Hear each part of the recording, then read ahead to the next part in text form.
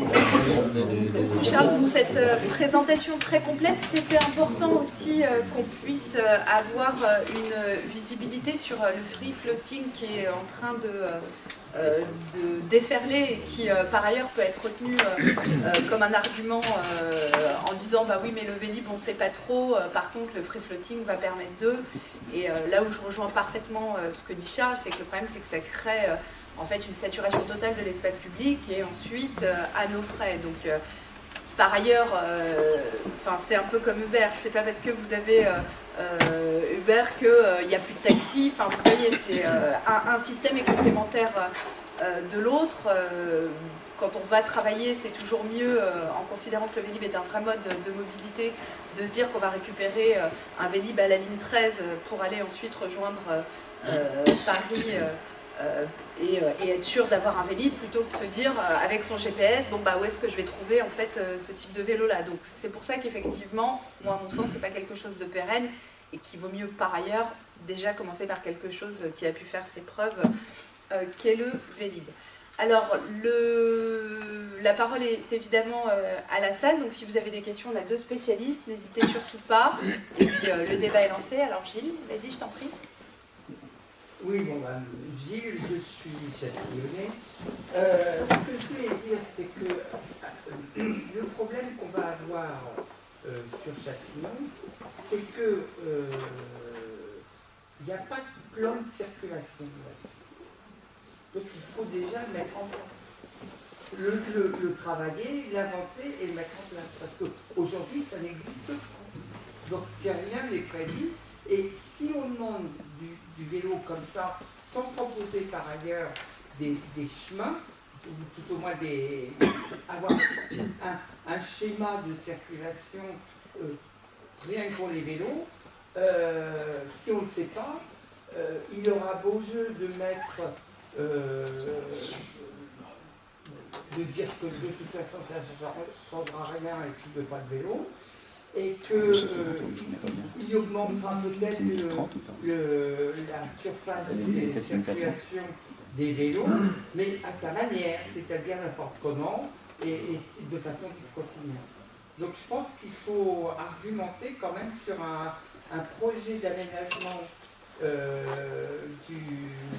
de la circulation urbaine à vélo, et que en lui disant, avec un plan de circulation, ce sera quand même beaucoup plus facile pour circuler et beaucoup moins dangereux que ça. Merci. On prend une petite première série de questions peut-être ou de remarques avant que vous répondiez Marie. Alors, petite question. J'ai lu qu'un Vélib coûtait 4 000 € par an et par vélo. Alors, est-ce que ce prix vous paraît réaliste? Est-ce qu'il comprend les stations? Est-ce qu'il comprend que le vélo? Qu'est-ce que vous pensez de ce prix, d'une part? Et donc, si on retient ce coût annuel, la subvention par course est de l'ordre de 3 €. Voilà. Première question. Gérard? Oui, vous avez terminé donc en critiquant une alternative, avec des arguments tout à fait clairs et convaincants, une alternative à Vélib. Si on a bien lu la presse, il y en a 4. Est-ce qu'elles méritent tous exactement les mêmes critiques? Est-ce que dans cette concurrence, il y a espoir d'avoir un service réellement concurrentiel et adapté? Cette question-là. Pour répondre au monsieur du fond, je dirais juste un mot, mais peut-être Stein confirmera. Je suis tout d'accord avec vous, travailler le plan de circulation et les itinéraires, c'est hyper important pour transformer la ville et la rendre plus agréable, c'est sûr. Par contre, dans l'ordre des choses, malheureusement, c'est pas forcément quelque chose de facile de commencer par réfléchir sur quelque chose d'assez abstrait. Et ce qui s'est passé à Paris, c'est qu'on n'a pas commencé par le plan de circulation. Il y a eu Vélib qui a mis des tas de nouveaux cyclistes dans la rue aussi, et ça a un peu allumé la réflexion. Donc voilà, c'était juste pour dire, si on n'arrive pas à réfléchir tout de suite au plan de circulation, ce qui serait l'idéal, je suis d'accord, ça peut être avoir Vélib, une façon aussi de commencer à s'intéresser aux mobilités. Monsieur, vous disiez oui, donc les 4 000 € par an par Vélib, c'est une estimation de l'économiste Frédéric Errand, qui est basé sur les 80 millions d'euros du coût du marché publicitaire que j'évoquais tout à l'heure, ramené à environ 16 000 Vélib, qui sont le nombre actuel de Vélib. Désormais, le marché va coûter 2 fois moins cher. Aujourd'hui, c'est vrai. Pour le marché, c'est une estimation qui, a priori, est vraie. D'accord. Voilà. Et donc 3 € par course, c'est aussi vrai. Ça, je sais pas, parce que ça me paraît un peu... Là, je suis un peu étonné sur les 3 euros, mais je Vérifiez. vais pas... Voilà. Donc, effectivement, voilà. Malgré tout, du coup, là, ça sera 2 fois moins cher pour plus de vélos. Donc, rapporté, effectivement, à la course ou au nombre de vélos, c'est beaucoup moins cher, d'une part. Et même, il faut voir que par rapport à un trajet, pour le coup, en métro ou en voiture, c'est sans commune mesure. Ça C'est fait, sans ça commune fait mesure. 1 € du kilomètre. Hein. C'est quand même sans commune mesure. Ça fait 1 € du kilomètre. Je C'est pense, pas donné.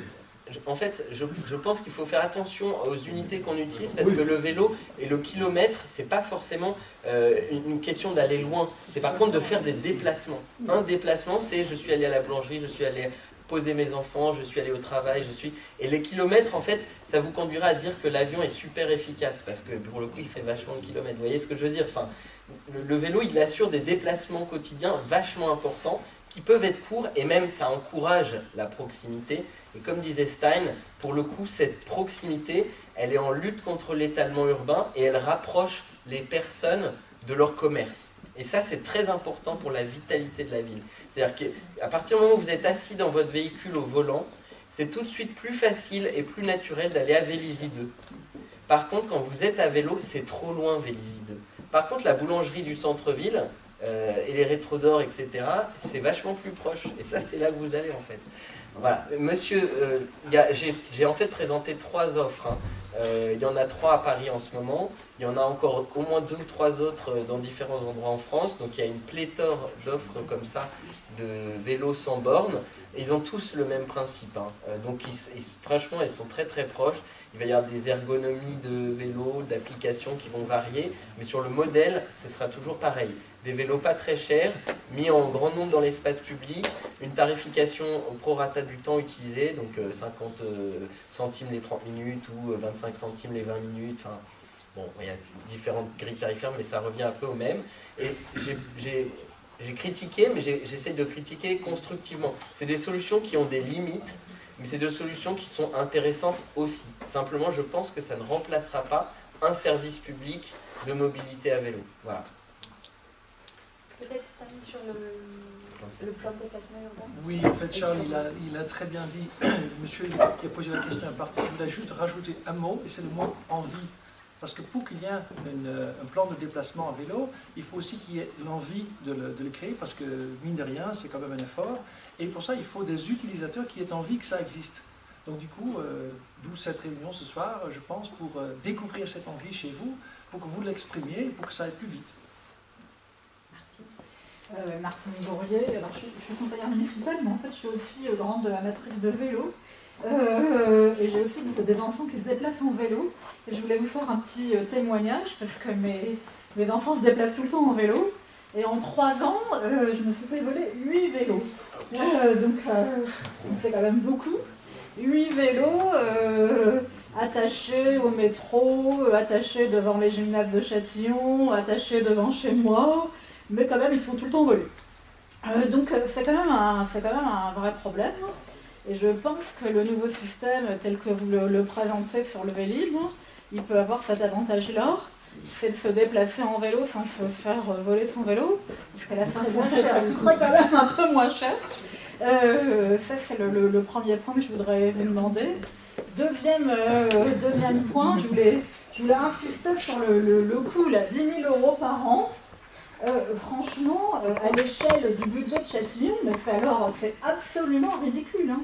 Le budget de Châtillon fait plusieurs dizaines de millions d'euros par an de fonctionnement. Enfin, rien que le fait de faire les cérémonies, des fêtes de cérémonies, c'est vraiment beaucoup plus cher. Les illuminations, c'est combien, François? Les illuminations de Noël, ça doit être 100 000 €, ce chose comme ça. Donc, les décorations de Noël, hein.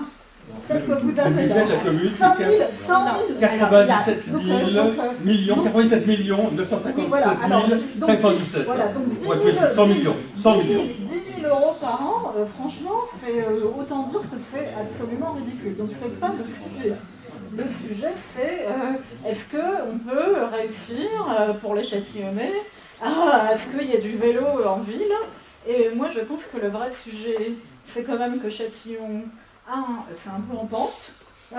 Donc la question, c'est le vélo électrique, ou parce que tout le monde ne peut pas, Stan en parlait, mais enfin la rue Gabriel Péry, elle monte un peu, ne parlons pas de l'avenue de Verdun, et donc c'est pas si facile que ça quand même. Donc je pense qu'il y a une vraie question autour de la praticité. Et le deuxième sujet, c'est exactement ce que vous avez dit, c'est le thème, il ne faut pas que ce soit dangereux.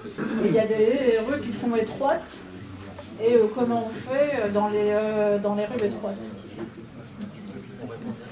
Non, on va faire une autre petite série. Simplement, j'ai vérifié hier dans le compte administratif parce que je savais qu'on allait nous poser cette question-là. Et simplement pour vous donner un ordre de grandeur, le budget fêtes et cérémonies exécuté l'année dernière, fêtes et cérémonies, c'est 105 000 €.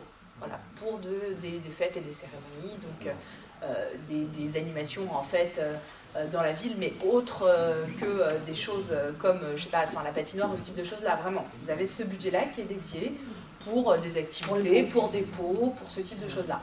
Donc effectivement, annuellement, quand on ramène à 3 ou 4 stations de Vélib, bon, c'est un ordre de grandeur qui est tout à fait absorbable par notre ville, et par ailleurs, comment font les villes aux alentours. Mais combien, donc la décision du maire, elle porte sur combien d'euros réellement, sachant que c'est plus ou moins 4 000 € par an et par vélo. Donc s'il y a 3 ou 4 stations, ça fait 30 ou 40 vélos, donc ça fait quand même une centaine de milliers d'euros. En fait, je pense qu'il y a quelqu'un dans l'assistance qui peut peut-être aider. Non mais Tu réponds, concrètement, Patrice, ou pas? Oui, je peux répondre. Tu réponds, Patrice. Oui. Là, vous raisonnez sur le système qu'opérait Deco. Connu. Hein, ça a été rappelé par Charles, c'était un marché de 80 millions, ça coûtait 80 millions par an. Bon. Voilà. Bon. Le système Smooth est différent. Et d'ailleurs, dans le marché, il y a, s'il y a du vandalisme sur le vélo, c'est Smooth qui le prend en charge. C'est-à-dire qu'en fait, Smooth a tout intérêt à ce que son parc de vélos ne soit pas volé, ne soit pas dégradé. C'est la raison pour laquelle ils ont travaillé sur un autre système. C'est-à-dire que, comme l'a dit Charles, donc le vélo il est géolocalisé, c'est-à-dire qu'il y a une puce, il y a une puce GSM dans le vélo, avec la possibilité de le verrouiller à distance, c'est-à-dire qu'en fait il y a un aimant dans le guidon, ce qui fait que si effectivement le vélo disparaît, hop, il est bloqué. Et au niveau des stations, c'est la même chose, c'est-à-dire que vous n'avez peut-être pas vu, il y a encore les stations, mais en fait la fourche elle est prise de part et d'autre, c'est-à-dire qu'en fait il est beaucoup plus difficile de voler le vélo dans la station que ce n'était le cas pour le système Deco. Et puis Deco, alors là c'est le système un peu pervers, mais de toute façon je dirais plus ça coûtait cher et plus il avait de surface publicitaire, alors que les deux étaient couplés. Alors, ce qui n'est pas le cas avec le système Smooth, puisqu'en fait, donc là, c'est un marché à part entière. Charles a rappelé le montant de ce marché, moyennant quoi, effectivement, les vélos coûteront beaucoup moins cher. Beaucoup moins cher. La moitié ou pas? Mais oubliez les 4 000 €. Oubliez les 4 000 € par vélo et par an. Les chiffres qui ont été fournis, c'est 50%. Non. Non, pas 50%. Là, ce qui a été dit, c'est qu'en fait, c'est qu'aujourd'hui, une station va coûter 20 000 € par an, tout compris, c'est-à-dire l'investissement et le fonctionnement. L'investissement et le fonctionnement. Parce que c'est la différence entre donc, le Vélib et les parcs de vélos sans borne, c'est-à-dire que de l'autre côté, il n'y a pas de service. Charles l'a très bien dit, c'est-à-dire qu'en fait, lorsque le vélo deviendra une épave, eh bien, ce sera la mairie de Châtillon qui devra s'en débarrasser. Donc 2 000 € par vélo. Non. Mais non. Oui. Vous dites 20 000 pour 10, c'est 2 000. D'accord, mais bon, la station, donc c'est la moitié. Soyez simple. La station, aujourd'hui, on estime, la station, elle coûtera vraisemblablement la moitié. 20 000, voire même moins. C'est-à-dire que ce sera sans doute, plus le système de Vélib aura de succès, et moins ça coûtera cher. Mais aujourd'hui, l'hypothèse de départ, c'est 20 000 € par an et par station. Avec une bonification donc, pour la banlieue de 10 000 € par la métropole, donc ce qui fait que c'est pour ça que le reste à charge pour les communes, c'est de l'ordre de 10 000 €. 10 000 €, voire moins. tout, Oui, mais- tout mais tout inclus. inclus. Le citoyen que je suis paye également ses impôts à la région. Mais Non, comme vous donc payez imaginez quand même l'impôt pas, pour mais le c'est métro, gratuit. On parlait pas de la région, c'est monsieur, la métropole. comme Ou vous peu payez importe, je l'impôt, paye quand même. monsieur, on vous a rappelé que le budget du STIF, je peux vous en parler du conseil régional, c'est 9 milliards d'euros. Oui, Donc oui. vous payez aussi des impôts Je sais, pour le je sais, métro, ça, vous vous pas, payez ça, des ça, impôts ça, pour le bus, C'est 10 000 euros Non, mais net rassurez-vous, je pour paye. la ville, pour un système de transport pérenne. Honnêtement, je crois qu'on est vraiment sur une échelle de grandeur qui est totalement absorbable. C'est tout inclus, monsieur. C'est tout inclus. C'est-à-dire, il n'y a pas de... J'ai un vélo électrique. Monsieur, c'est 10 000 euros sans... Il n'y a pas d'autres frais cachés et vous, votre impôt ne paye... Non, enfin, il n'y a pas... Non, mais autant qu'on le sache, donc ça sera la moitié. C'est 10 000 euros. Oublions de 10 000 euros pour la ville. Voilà. C'est absorbable par le budget de la On a fait 50-50. La région, la région, c'est Et nous. après, La on ville, ne c'est peut pas nous. voir un avis C'est pareil. C'est toujours nous. Passer au père, on va pas passer la soirée à savoir si c'est 10 000 euros ou 20 000 euros. Non, on n'est pas ça Non. près.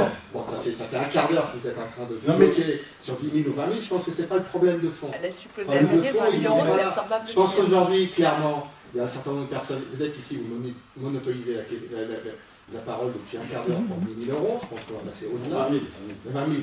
Allez, je vous accorde 20 000. Je pense que le problème n'est pas là. Il y a déjà suffisamment de personnes ici qui pensent que ce serait intéressant de pouvoir faire du vélo comme il faut à Châtillon. Oui, je suis d'accord. Et donc je pense que le problème, c'est aujourd'hui comment convaincre le maire d'accepter éventuellement. Donc, je pense qu'en fait, Monsieur, vous pouvez laisser parler les gens, c'est juste de la politesse. je pense qu'il va considérer C'est que fatigant à la fin. Mais je c'est pense la qu'il va politesse et considérer l'éducation. qu'ici, il a un certain nombre d'opposants. Et moi, je pense qu'à un moment donné, il faut voir comment on peut lui faire comprendre que mettre 10 000 euros ou 20 000 euros dans une station de vélo, c'est quand même pas un problème majeur.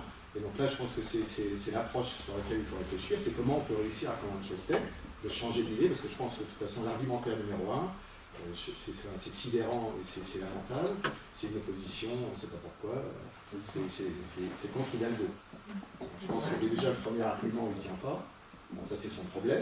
La métropole, c'est pas Anne Hidalgo. Hein. Non, mais c'est l'argument du maire. Oui, je sais. l'argument Mais du maire. c'est ça qui est Et en fait, terrible. on voit bien sa démarche et c'est un argument de principe. Et donc, je pense qu'il y a une manière peut-être pragmatique à trouver pour essayer de le convaincre et d'essayer d'aller voir ses amis pour lui dire bon, bah, il n'y a pas moyen de convaincre. Jean-Pierre, arrête tes conneries, quoi. Voilà, je pense qu'il ne faut pas y aller de... C'est pas juste le vélo, c'est aussi un changement de mentalité. Oui, mais le changement de mentalité, on n'y arrivera pas. Aujourd'hui, on parle de 20 000 euros, mais pour 20 000 euros. Je pense qu'il faut C'est regarder aussi. il faut aller...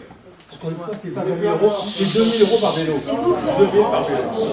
Plutôt que de rester effectivement dans le modèle 10 ou 20 000 euros, je pense que nous sommes en train de parler d'une transition vers autre chose. C'est quoi le bénéfice du vélo? C'est qu'on pourra remplacer un certain nombre de trajets. Bien sûr, moi je parle beaucoup de vélo, les gens ont tendance à me voir comme ayatollah du vélo. Ce n'est pas du tout le cas. Je sais qu'une société sans voiture n'est pas possible, mais ce n'est pas un sujet. L'idée, c'est de remplacer certains trajets par la voiture. Quand vous prenez toute la journée, vous avez plein de trajets, un petit peu à pied, un petit peu à vélo, un petit peu en voiture, un petit peu en transport public, un petit peu à pied, etc. Je suis sûr que quand vous prenez tous ces déplacements bout à bout, il y en a certains que vous pourriez désormais faire à vélo. Il y a en Île-de-France 10 millions de déplacements qui sont faits par jour entre 1 et 5 km. Ça fait 20 minutes maximum à vélo. Il y en a beaucoup que vous pourriez faire à vélo. Et ça vous ferait une économie d'argent. Parce que quand vous vous déplacez à vélo, vous ne dépensez pas de l'argent en essence, donc vous ne polluez pas. Donc vous aidez à désengorger les routes, parce qu'aujourd'hui les routes sont bloquées, vous aidez à les désengorger, mais aussi les transports publics qui sont trop remplis. Donc tout est bénéf. Et surtout, où est-ce que vous allez faire vos courses? Moi, je fais mes courses à Fontenay-Rose. Je ne vais jamais aller ici, sauf si quelqu'un m'y amène, pas par principe, mais c'est juste plus pratique de le faire chez moi. Donc plutôt que de dépenser beaucoup d'argent dans une voiture et d'aller faire mes courses ailleurs, je préfère investir cet argent dans ma commune. Et je voudrais juste répondre aux questions posées par madame tout à l'heure. Vous posiez des questions très pratiques qui sont très importantes, parce que c'est sur ces questions pratiques que les gens bloquent. Ils disent, en discutant, oui, j'aimerais bien faire du vélo, mais je n'arrive pas à stationner mon vélo. Alors regardez, ça c'est un Brompton, monsieur Brompton il va m'être reconnaissant, ça pèse 12 kilos, ça rentre dans un placard, vous pouvez l'emmener partout, C'est très très pratique si vous n'avez pas de local à vélo. Et vous pouvez aussi demander à votre employeur de mettre en place un local à vélo. Hein, il suffit d'en parler et il vous sera reconnaissant parce qu'un cycliste est toujours à l'heure. Un cycliste, il est toujours en forme, il est beaucoup moins malade, c'est le cas, il est en bonne santé, il est plus concentré. Vous savez où moi je réfléchis quand je suis sur mon vélo, parce que c'est le seul moment où je ne suis pas en train de, dans mon système travail ou dans mon système maison, où j'ai beaucoup de choses à faire aussi. C'est une sorte de sas de décompression où la créativité peut naître. C'est là que ça se passe. C'est là mon laboratoire. Et je souhaite ce laboratoire à tout le monde. Il suffit juste de le... Vous n'êtes pas d'accord avec ça, monsieur? C'est pas grave, c'est pas grave.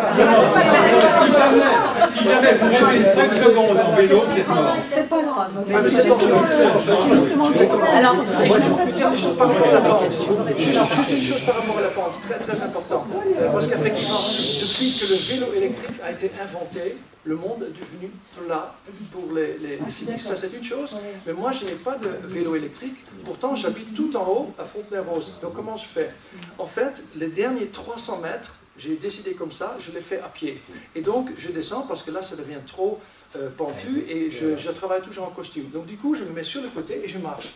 Et je suis sûr que les automobilistes qui passent dans la rue, ils pensent « Ah, il galère !» Mais ce n'est pas du tout. C'est une décision que j'ai prise. Comme quand vous prenez le bus, vous savez très bien que le bus ne va pas jusqu'à votre porte. Il y a un moment donné où vous descendez, c'est juste une décision. Et donc, je fais le dernier petit bout à pied. Et c'est très agréable parce que vous changez du mode pédaler vers le mode marcher. C'est très bon pour le corps. Et je vous le conseille vivement. Il y a répondre à Martine.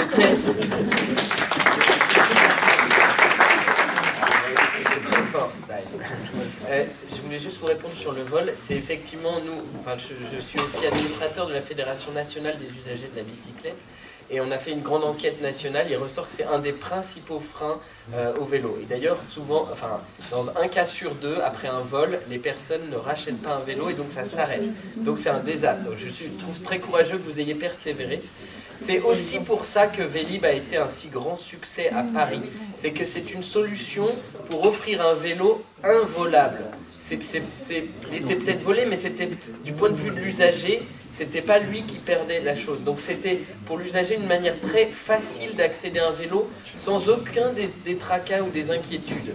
Je ne vais pas me le faire voler, j'ai pas besoin d'avoir 10 000 cadenas, j'ai pas besoin d'avoir un local, j'ai pas besoin de savoir le réparer, etc. C'est vraiment une accessibilité pour débuter sur la mobilité vélo. Et nous, on trouve que on peut pas faire tout à Vélib. Et c'est pas la solution pour tous les trajets à vélo. Il y a du Gobi Bike et compagnie, il y a surtout aussi des vélos personnels. Moi, j'utilise principalement mon vélo personnel. J'ai aussi un abonnement Vélib parce que des fois, j'ai pas envie de laisser mon vélo traîner toute la nuit à la gare de tel ou tel, parce qu'à Paris aussi, encore, on n'a pas de stationnement sécurisé. Ça viendra, et un jour ce sera comme aux Pays-Bas, on aura des vrais parkings à vélo sécurisés, etc.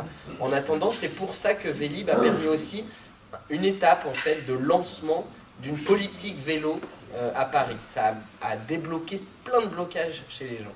C'est pour ça que je trouve que c'est intéressant pour une ville, c'est l'allumette, l'étincelle vélo dans une ville, quoi. L'envie, comme disait Stein.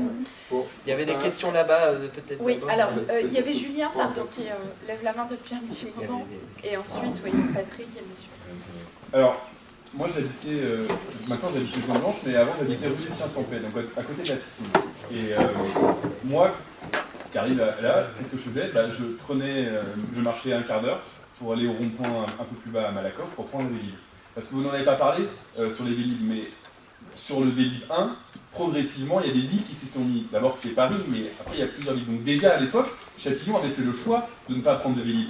Mais par contre, le maire ne s'était pas posé la question pour les autolibes, où il avait fait le choix de prendre les autolibes. Qui, elles, sont en déficit total. Qui ont coûté cher. Par contre, il n'avait pas fait le choix de prendre Vélib. Et donc déjà, il y avait dans sa tête, clairement, une position pro-voiture contre le vélo, parce qu'il y avait déjà ce choix de faire le vélo. Et moi je me rappelle très bien, et Martine Bourrier doit s'en rappeler, d'une tribune où les élus d'opposition disaient mais pourquoi il n'y a pas plus de pistes cyclables? Et la réponse lunaire qui avait été faite, c'est de toute façon, comme les réponses sont souvent malheureusement lunaires dans le magazine, c'était de toute façon, ça monte à Châtillon, personne fera du vélo, et donc il ne faut pas de piste cyclable. Là, franchement, aujourd'hui, c'est simplement ridicule de dire ça, et notamment avec ce qu'on fait du vélo à assistance Il n'a électrique. jamais eu peur du ridicule. Et donc, oui, je ne le connais pas personnellement. Tant que pour vous. Et d'ailleurs, sur la politique de déplacement, il n'y a pas que le... Enfin, le vélo est important, le militaire, mais c'est aussi toute une question sur Châtillon, parce que quand on est en poussette et qu'il y a des bateaux sur les passages piétons, c'est la même galère. Quand on se balade dans la ville, qu'il y a des voitures sur les pistes cyclables, qu'il y a des voitures sur les trottoirs, en fait, on galère tous. Tout ce qui n'est pas voiture dans cette ville est galère. Moi, je me demande, on en parlait tout à l'heure sur la photo des voitures qui sont garées sur les pistes cyclables, je me demande ce que fait la police municipale dans cette ville, où en fait, c'est du grand n'importe quoi. Tout le monde peut se garer n'importe où, n'importe comment.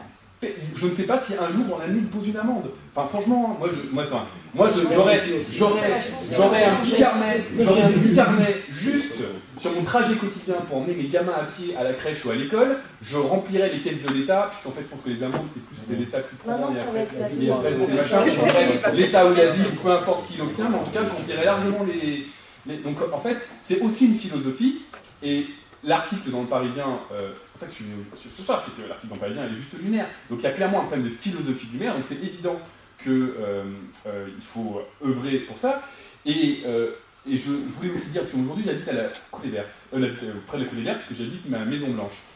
Et il y a un point noir pour la Coulée Verte, pour les vélos, pour les piétons, c'est justement à la fin du terminus du tram, qui sont un passage de 2 roues sur la piste cyclable, entre le terminus du tram et le pont, en fait, le pont du métro, c'est juste incroyable. Vous pouvez passer 5 minutes à 18h15 tous les soirs. En 5 minutes, vous avez au moins 5 2 roues, quand je dis 2 roues, donc des motos qui passent et qui manquent de prendre des vélos. Donc moi, c'était il y a 2 jours. Il y a des vélos qui se sont mis en travers de la piste cyclable pour empêcher les motos de passer. Moi, j'étais avec ma poussette, j'ai fait la même chose. Et on a dit aux 2 motos qui sont passées dans ce laps de temps de 1 minute, vous n'allez pas être là, vous prenez, il y a suffisamment de voies pour les voitures et les 2 roues, c'est insupportable. Et donc c'est pour ça que aussi ma question c'était, est-ce qu'il est envisageable, avec votre association, et peut-être d'autres ici et d'autres, de faire des actions de sensibilisation, notamment sur ce point noir de la Coulée Verte, sur les 2 roues, sur les motos, j'aurais dit 2 roues, mais malheureusement les vélos c'est des bonnes 2 roues. Sur ce point noir qui est vraiment ultra dangereux. Moi avec mes gamins en poussette, en vélo, mon gamin qui a 3 ans qui fait du vélo, enfin vraiment c'est une catastrophe. Et enfin, je voulais juste dire une dernière chose. Monsieur qui s'est permis à plusieurs reprises de manière insupportable et impolie d'empêcher les gens de parler.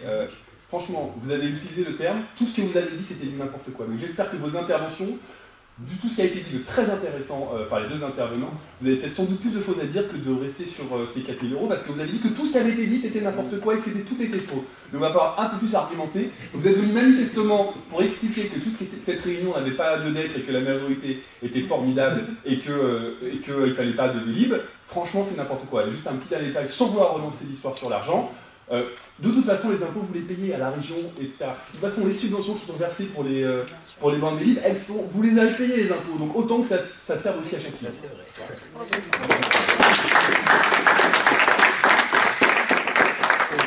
Je vais apporter une note d'optimisme dans cette affaire, parce que, revenons un peu en arrière, le maire, il était contre le développement durable. Ah, complètement. C'était de la poudre. En 83, il insultait les écologistes. Aujourd'hui, il est éco-responsable, dit-il. Voilà. Il était contre le tramway. Il ne faut pas oublier ça. Il était contre le tramway. Il est contre tout. Alors, il était contre le tramway, on n'entend plus trop critiquer le tramway. Il était contre la géothermie. Et pourtant, on commence à installer de la géothermie à Châtillon. Il était contre Autolib. Finalement, là, c'est Autolib. Il n'y a que les banques suisses qui n'ont pas été contre. Il est contre le Vélib. Il est contre le Vélib. Bon, voilà, c'est tout. Il suffit qu'on se mobilise, et puis il sera pour le Vélib, et il dira qu'il était le premier à l'installer, etc. Et tout ça. Bon, ça, c'est quand même la première chose, c'est qu'avec l'action, on va pouvoir peut-être avancer. Après, l'argument du coût. Alors, moi, je veux bien si on discute du coût, mais alors on discute du coût, mais complet. Monsieur a déjà commencé, je dis son nom, monsieur le Volant. Stein. Il a commencé déjà à parler de l'impact positif de faire du vélo sur la santé, par exemple. Et ça, c'est aussi à compter dans le coût économique global du truc. Mais également, si on arrive à développer le vélo à Châtillon, et à faire en sorte qu'un petit pourcentage de gens qui prennent la voiture finissent par prendre le vélo, on va diminuer les embouteillages. Et les embouteillages, ça a un coût qu'on peut calculer. Je veux dire que, je sais pas, quand on est payé 3 000, 4 000, 5 000, 6 000 euros et qu'on perd 1 heure dans le transport, bah, ça fait de l'argent aussi, ça, je veux dire, pour la collectivité, etc. Sans parler des particules fines. Parce que plus il y a d'embouteillage, plus on envoie des particules fines dans l'espace, et plus on respire ces conneries, et plus on meurt prématurément. Il y a 40 000 morts chaque année en France prématurés à cause des particules fines, donc en proportion à la région parisienne, c'est un quart, donc il y en a 10 000 en région parisienne. Voilà, donc c'est-à-dire qu'il y en a peut-être une dizaine, une quinzaine. Donc 15 morts, c'est un coût aussi, c'est-à-dire pour la collectivité. Donc si on calcule les coûts, on calcule tout. Voilà. Peut-être que vos histoires de 2 000 euros. Savez-vous que pendant les pics de pollution, il est fortement déconseillé de faire du sport. Et il est même déconseillé de respirer. S'il y a des vélos, là, on va tout sortir. Pardon, allez-y.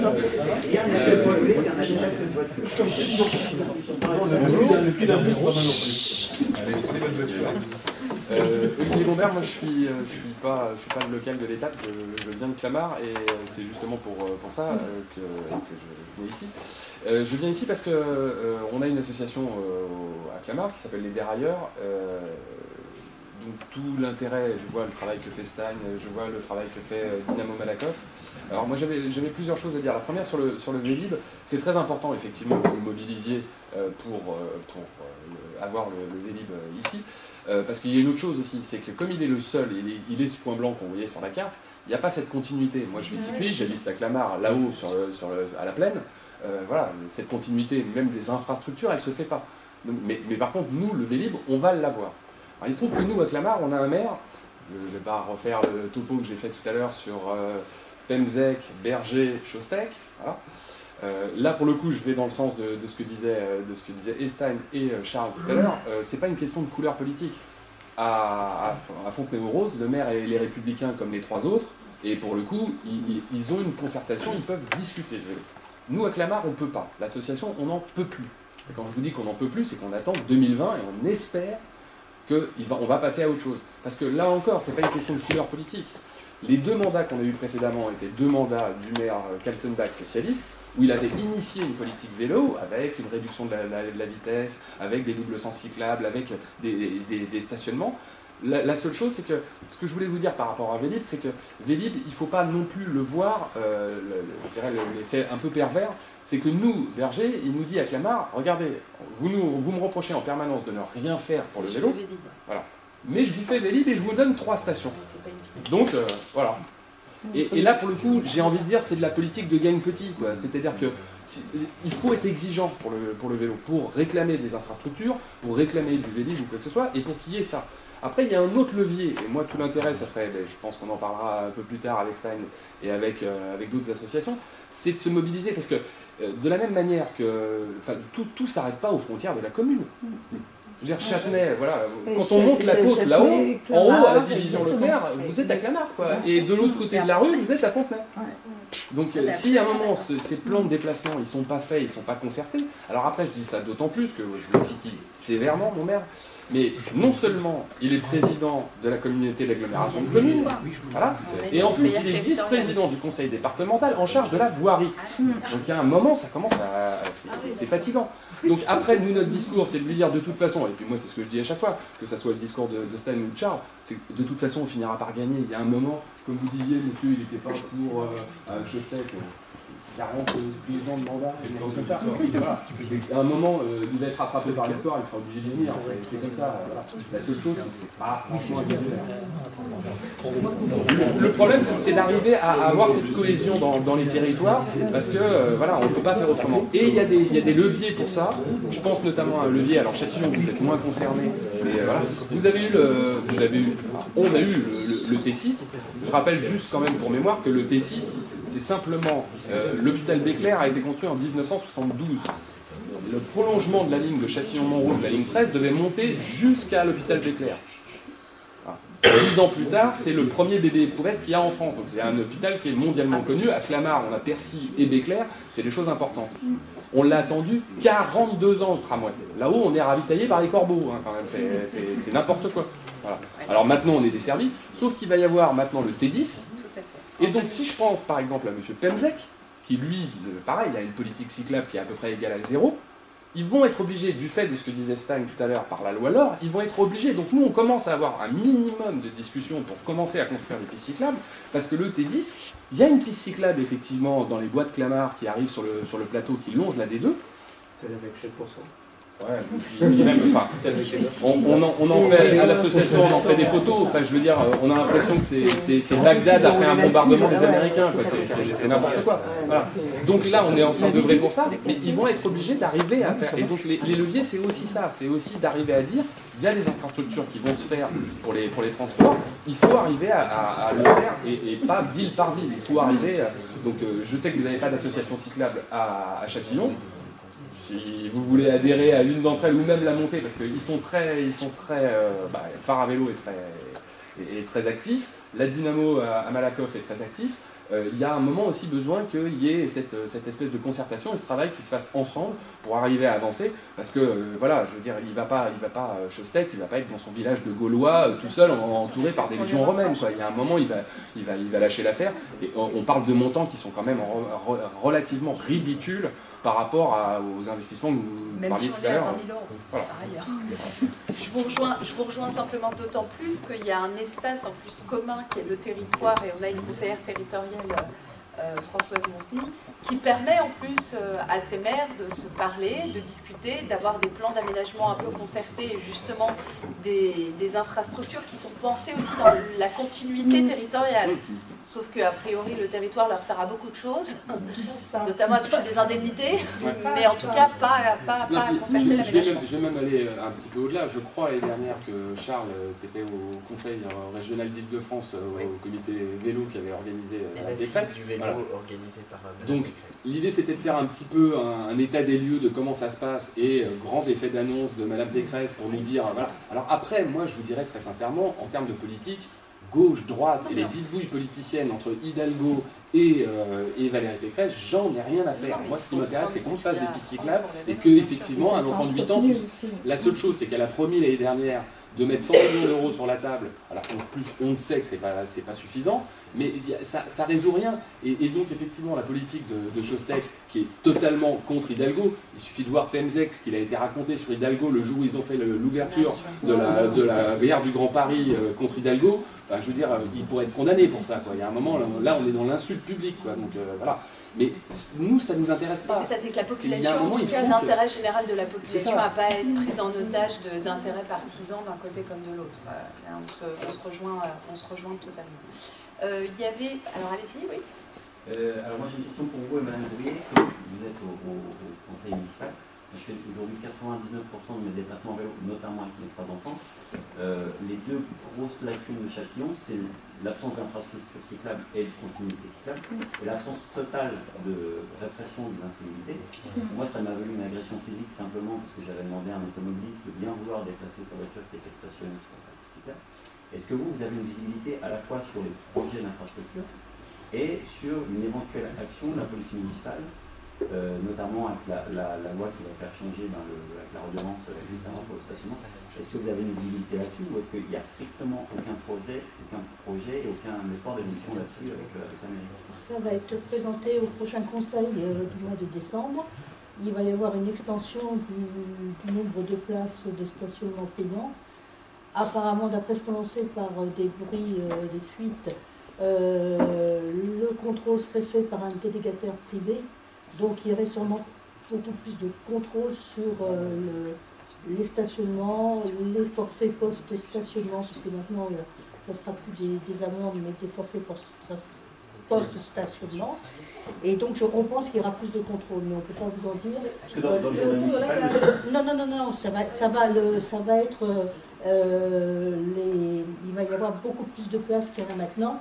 Il y a des places pour les voitures, pour les voitures. Mais ça va. Oui, non, mais c'est uniquement là, je Ah du oui, stationnement. on est sur du stationnement. Donc on en saura plus au conseil municipal. On saura demain quand on va recevoir le dossier. Madame Monsny est aussi conseillère Alors, sur les projets municipale, d'infrastructure, la situation de Châtillon n'est pas très bonne au point de vue financier. Et pour le moment, il n'y a pas de gros projets d'infrastructure prévus. Ce qu'il faut savoir par ailleurs pour ces places de stationnement en surface, c'est que c'est du fait aussi de l'incapacité en fait d'exécuter un marché que le maire a été contraint en fait de mettre des places de stationnement payantes en surface. Mais effectivement, on est sur la question là du stationnement en voiture. Vous nous interpellez sur un sujet, nous, qui est un peu notre quotidien, c'est-à-dire effectivement la prévention des incivilités, de ce type de choses-là, et des voitures qui sont mal garées. Je relais ce qu'a dit également monsieur qui habite à Maison-Blanche. Nous, on a eu le débat lors de conseils municipaux, notamment sur la question aussi de la rentrée scolaire et des infrastructures et de tout ce qui a trait en fait à la proximité des écoles, parce que pour avoir un ralentisseur alors que vous avez des zones où traversent des enfants, etc., c'est extrêmement compliqué. La question de la passerelle pour la réouverture au niveau de la division Leclerc et les Sablons, enfin ça a mis des années, etc. C'est parce qu'il y a eu une mobilisation d'associations. On a le président là, de l'association Cadre de Vie de Châtillon qui a beaucoup travaillé sur le sujet, la FCPE également. C'est à chaque fois en fait parce qu'il y a une volonté en fait citoyenne, si vous voulez, que les choses elles évoluent. On va pas se mentir, le maire il est au pouvoir, il a sans autres partisaneries que celle de l'intérêt général des Châtillonnais depuis 83. Bon, voilà, il y a aussi, je pense, à un moment donné, peut-être, je sais pas, un mandat de trop, je ne sais pas, mais en tout cas, effectivement, il y a un problème d'administration de la ville sur des choses évidentes. Et oui, nous, on se pose des questions, effectivement, quand on voit que vous avez des voitures de livraison à toute heure, n'importe où, qu'il n'y a pas de verbalisation, non pas que la police municipale fasse mal son travail, mais à un moment donné c'est pareil, ils répondent aussi à des consignes qui leur sont données. On a œuvré pour avoir de mise en place ce qu'on appelle le CLSPD, c'est-à-dire le Conseil local de prévention de la délinquance, qui est une obligation réglementaire dans chaque ville. Alors il a fallu qu'on menace en fait de faire des recours réglementaires pour avoir de mise en œuvre en fait cette instance-là, qui permet en fait de parler de ces incivilités-là, de prévention en fait. Justement, enfin du rôle aussi de la police municipale, comment est-ce qu'on fait pour faire en sorte justement que au niveau de Maison-Blanche, on n'ait plus de rodéo, que sur le tramway, vous n'ayez plus en fait des risques d'accident. Et nous, c'est vraiment ce qu'on dit à chaque fois, c'est-à-dire qu'on ne demande pas à ce qu'il y ait de la police partout, mais simplement dans des endroits où il y a des vrais risques, où il y a des vrais dangers, il faut effectivement que la police municipale puisse être présente, et elle l'est autant que faire se peut. Mais effectivement, je pense qu'il y a des consignes qui leur sont données pour qu'il n'y ait pas forcément de verbalisation partout sur la ville. On nous avait relaté une petite histoire, Martine, tu peux la raconter? Vas-y, je t'en prie. Sur, Nous, enfin, il y a eu le sujet de, en fait, tout le monde sait parfaitement l'endroit où les voitures se garent n'importe comment, sur les pistes cyclables, empêchent les piétons, pas que les vélos, parce que les vélos, il n'y en a pas tant que ça, parce que c'est pas aménagé, mais les piétons, les poussées, etc., on le sait parfaitement bien. Et en fait, il y a une volonté délibérée de ne pas verbaliser pour pas embêter les voitures, c'est certain, c'est certain. Donc, la police municipale absolument déconseille. Donc il faut juste rappeler à M. Chostek que les automobilistes sont des électeurs, mais les cyclistes aussi. Absolument. Et les piétons, et les parents qui amènent leurs enfants à l'école, etc. Et c'est une mobilisation citoyenne, vraiment, c'est important aussi qu'il y ait à un moment donné une convergence. Et je dis l'instance qui nous aurait permis effectivement, au-delà du conseil municipal, mais qui nous aurait permis vraiment de rentrer un peu sur la pratique, etc., au niveau des différents quartiers de Châtillon, ne s'est jamais réunie. Voilà, c'est-à-dire qu'on l'a mise en place, le maire a fait passer l'arrêté pour installer en fait le CLSPD de manière extrêmement contrainte, encore une fois. Mais ça ne s'est pas réuni. Est-ce que je peux intervenir dans le débat tout à l'heure concernant les infrastructures? Allez-y.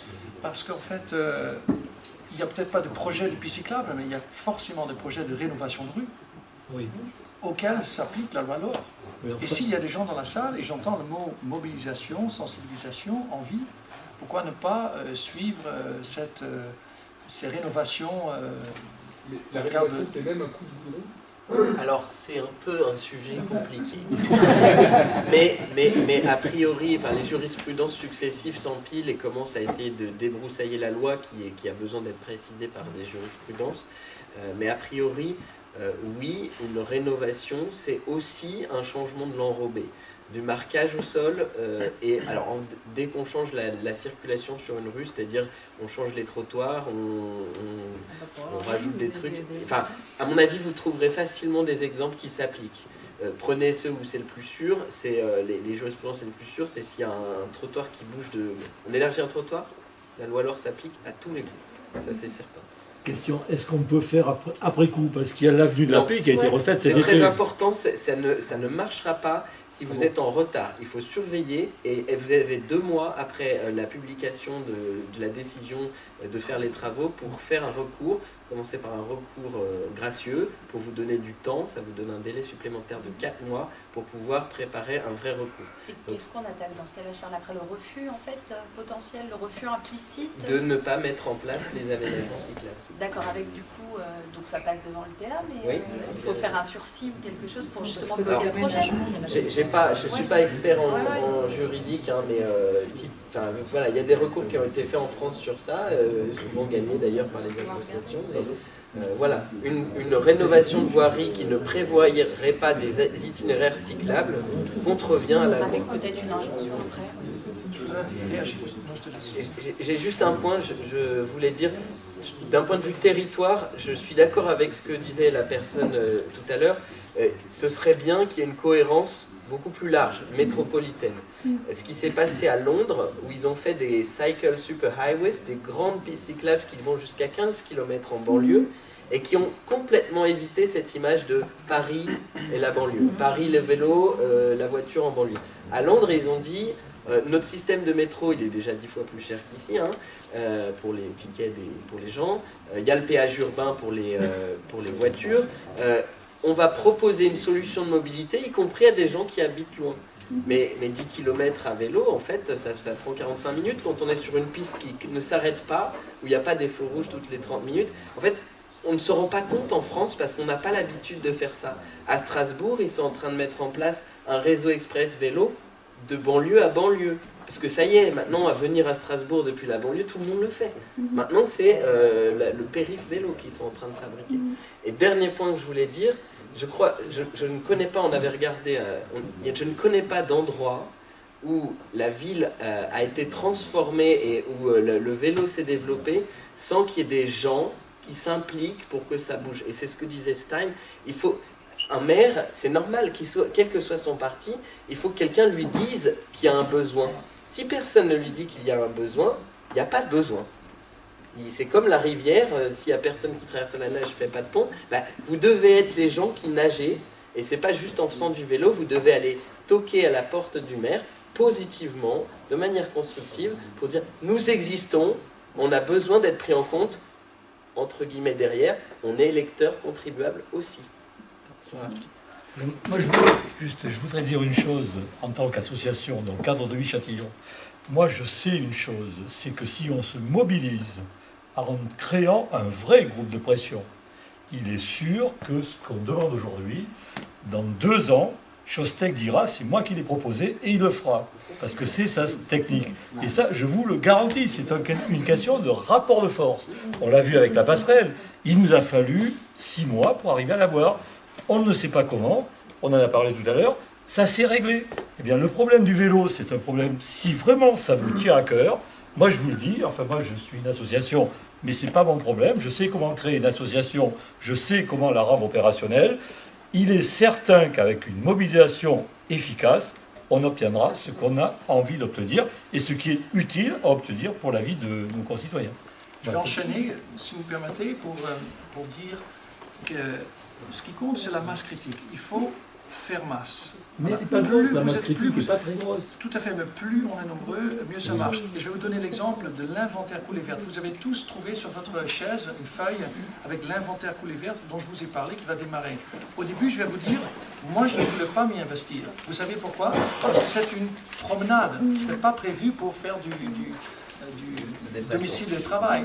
Mais à force de rencontrer plein d'autres cyclistes et à force de parler sur nos problèmes de quotidien, finalement, ça s'est imposé comme une évidence, il faut qu'on fasse quelque chose ensemble avec les banlieues.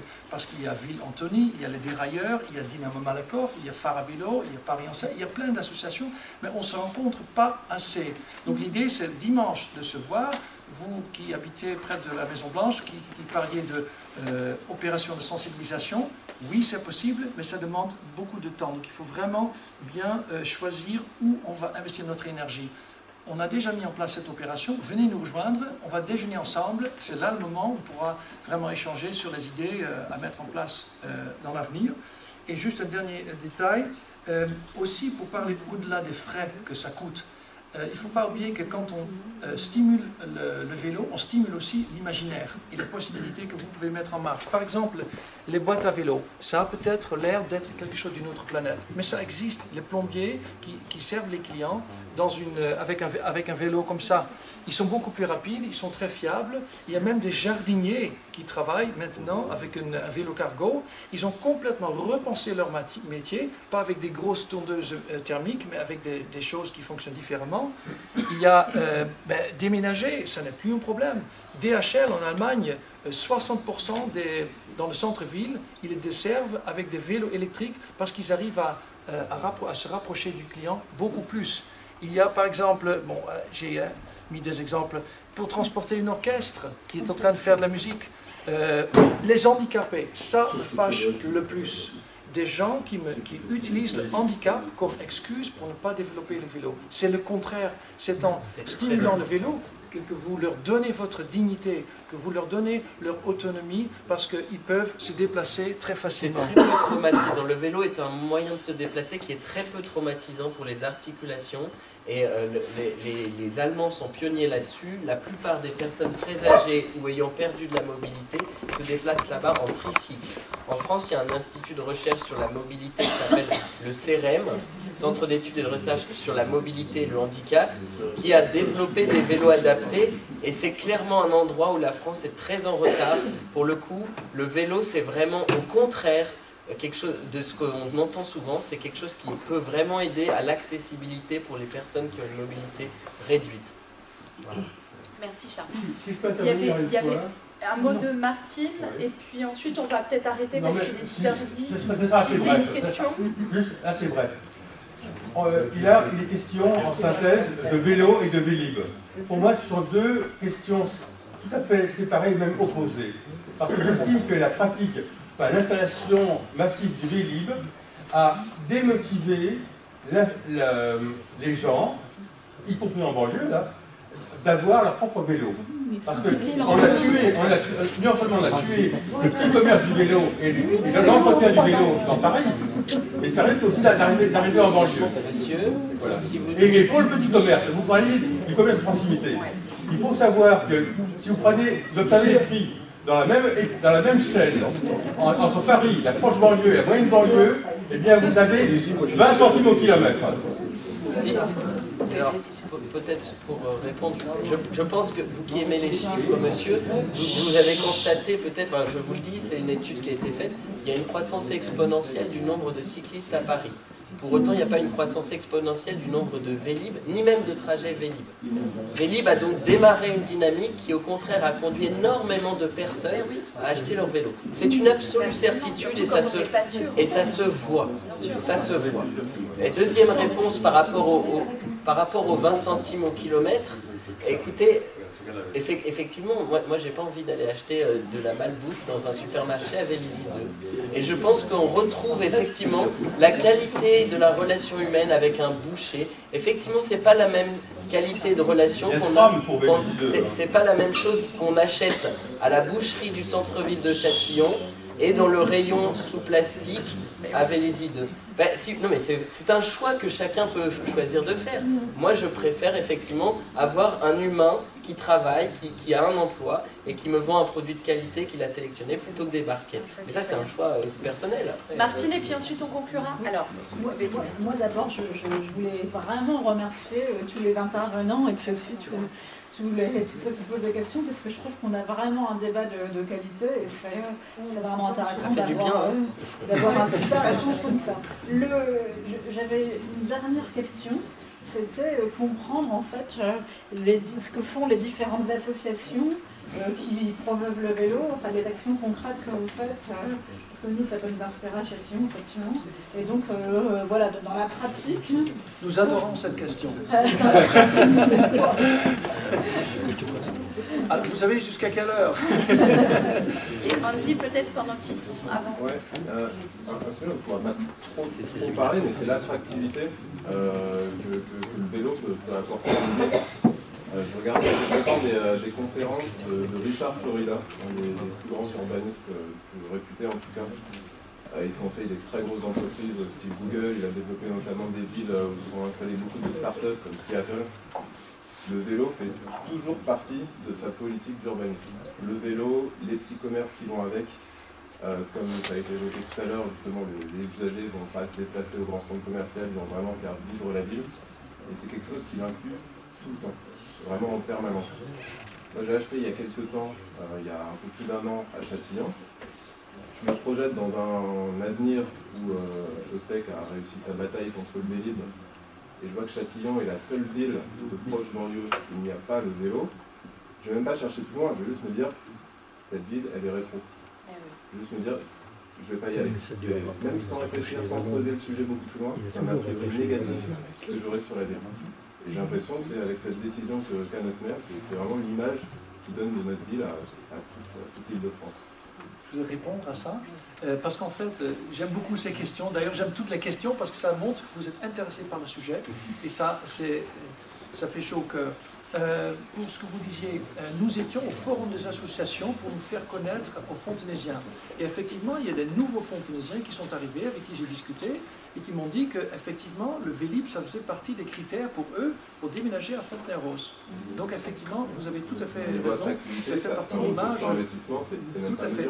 C'est d'ailleurs comme, justement, ce week-end dernier, on a organisé une balade à vélo, on est allé à l'UNESCO, et il y a une jeune femme qui m'a dit, c'est sexy pour les trentenaires, le vélo. Mais souvent, dans des réunions de quartier, il y a des personnes 40+, voire plus, qui ont plus de facilité pour aller dans ces réunions, parce que les jeunes parents, ils sont occupés avec leurs enfants, ils n'ont pas le temps d'y aller.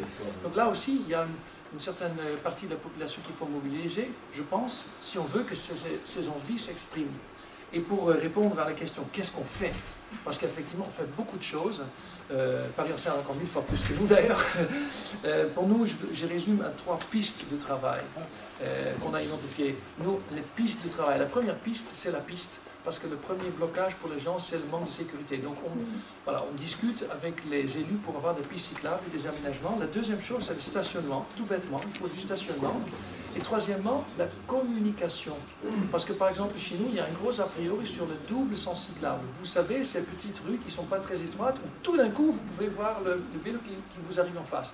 Alors que c'est très sécurisé, parce que comme vous voyez la personne, ça se passe bien. Mais ça a besoin de communication, et nous essayons de travailler sur ça avec notre mairie. Alors, pour parler de choses peut-être plus concrètes sur ce que fait une association comme Paris en Selle, je vous donne un exemple assez rigolo. On n'est pas forcément... il est parti le monsieur. Mais nous, on a un regard. On est des partenaires constructifs, mais critiques aussi de notre municipalité. Et donc, par exemple, on a mis en place un observatoire citoyen du plan vélo de Paris. Et je vous dis ça pourquoi? Parce que l'information, aujourd'hui, et essayer d'objectiver la situation, c'est important pour pouvoir lancer une discussion. Si vous dites qu'il n'y a pas assez de pistes cyclables à Châtillon, je dis prouvez-le-moi, il n'y en a pas assez, elle ne marche pas, qu'est-ce que vous... Et créer un objet médiatique qui permet de discuter, comme une carte, c'est un exemple de chose. Nous, on a fait une carte, on a suivi sur tout ce qui était promis, qu'est-ce qui a été fait, qu'est-ce qui est moins bien fait, etc. Donc, on y va de manière très neutre en disant, voilà, nous on regarde et après on discute. Première chose. On a conduit, et Phare à vélo était très dynamique là-dessus, et là c'était une opération coordonnée au niveau national par la Fédération des usagers de la bicyclette, une grande enquête qui s'appelle le baromètre des villes cyclables. C'était une trentaine de questions, peut-être certains d'entre vous ont répondu à cette enquête en ligne qui vous demandait de noter votre ville et sa politique cyclable de 1 à 6 en fonction sur la sécurité des pistes cyclables, la cohabitation avec les automobilistes, les stationnements vélos à la gare, etc. Enfin, une trentaine de questions. Et c'est encore une fois la façon d'objectiver de la donnée. Vous vous sentez pas en sécurité ? Et alors, vous êtes peut-être le seul, peut-être tous les autres. Non. Et du coup, l'idée là, c'était de créer un observatoire de est-ce que les gens dans telle ville se sentent en sécurité. Bonne nouvelle, à Châtillon, il y a eu suffisamment de réponses. Donc, on a fait des pubs Facebook. Phare à vélo a tracté fortement sur la coulée verte. Paris-Ancel également a tracté. On a essayé de faire en sorte de vous toucher alors qu'il n'y a pas de groupe vélo à Châtillon. Et vous voyez, en fait, nous aussi, on a un trou sur notre carte. C'est qu'on n'a pas de relais pour parler du vélo à Châtillon. On a quand même essayé de parler du vélo avec ça. Et on a eu, à niveau national exceptionnel, 113 000 réponses. Et si j'ai la carte quelque part, on doit peut-être même pouvoir zoomer sur Châtillon. En tout cas, les résultats, vous les aurez... donc, Châtillon est dessus. Hein. Vous aurez des résultats que vous pourrez utiliser pour discuter avec le maire en disant X, je ne sais plus combien, Châtillonnais ont donné leur avis sur le vélo à Châtillon. Ils sentent ça. On vous invite juste à en discuter. Vous voyez, c'est pas nous, c'est pas le Parti Socialiste de Châtillon, c'est des gens qui ont répondu à une enquête et qui se sentent en insécurité ou qui trouvent qu'il n'y a pas assez de stationnement. Est-ce qu'on peut faire un diagnostic et voir ensemble comment trouver des solutions? Donc voilà, moi j'aime bien, et c'est une stratégie très Paris-Ancel, essayer de fabriquer des objets comme ça, médiatiques, sur la base de données pour dire on n'est pas en train de raconter des bricoles, c'est des choses que sentent les gens ou qu'on peut voir sur la voirie parce que c'est des pistes cyclables qui existent ou qui n'existent pas. On trouve que c'est un bon moyen de discuter. Parce que la première chose à faire, c'est d'avoir la voix du vélo. Et donc voilà, donc après nous derrière on va faire des choses assez classiques puisque comme j'ai dit on est une association un peu politique, donc on fait du tractage, on essaye d'avoir des gens qui se mobilisent pour nos sujets, pétition un petit peu. En ce moment pour parler d'un truc qui peut peut-être vous concerner, à Paris il y a l'avenue du Général Leclerc qui va de la Porte d'Orléans à Denfert-Rochereau où la mairie de Paris avait le projet de tout refaire parce qu'aujourd'hui c'est une autoroute 6 voies voitures. Le projet qui a été concerté pendant 2 ans avec les riverains, les commerçants, les cyclistes, les automobilistes, la RATP, les taxis, tout le monde avait fini par trouver un accord sur un projet où on faisait des voies bus protégées pour que les bus puissent circuler de façon fluide, des pistes cyclables pour que les gens se sentent en sécurité et du coup on réduisait effectivement la largeur de la voirie pour l'automobile, rééquilibrage. Le préfet a dit non. Et donc vous voyez à Paris c'est pas miracle non plus, ça n'avance pas. Du coup on a créé un collectif qui s'appelle Libérer Leclerc, lancer une pétition et on vous invite d'ailleurs à la signer sur libérer-leclerc.paris. Je peux ouvrir le site, on est assez fiers aussi, hein. Un beau site ça aide, il y a toujours des gens compétents qui savent nous aider sur ces trucs là. Hop, voilà, j'espère que Google nous a identifiés. Voilà, super, en premier.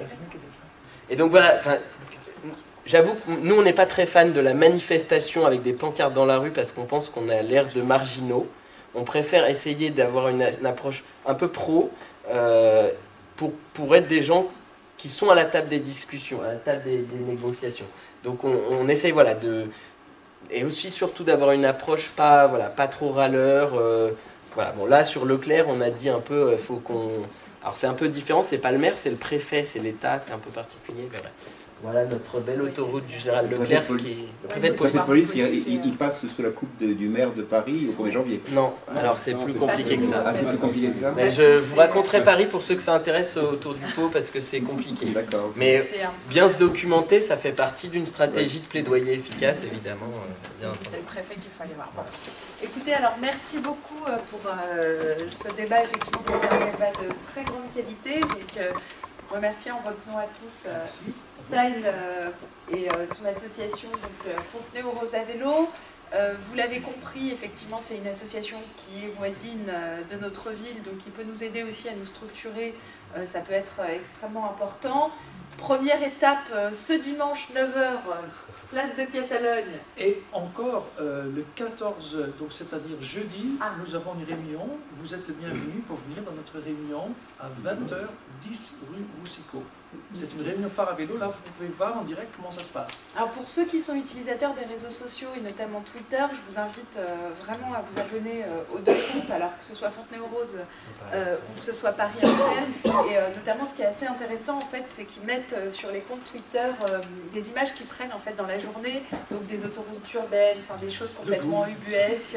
Voilà, et c'est extrêmement intéressant de voir aussi comment est-ce que le cycliste est considéré dans l'espace public. Donc vraiment vous remercier, Charles également.